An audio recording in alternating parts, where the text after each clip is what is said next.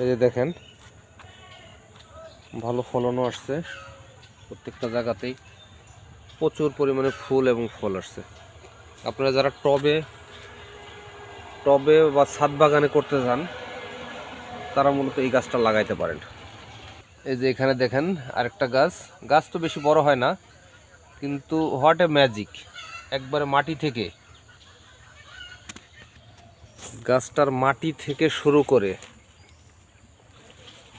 এত পরিমাণে ফুল আসে, খুব ভালো ফলও ধরে। এই দেখেন প্রত্যেকটা পাতার গ্যাপে গ্যাপে ফুল, প্রত্যেকটা পাতার।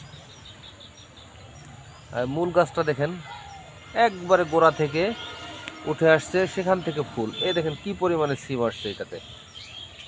আমি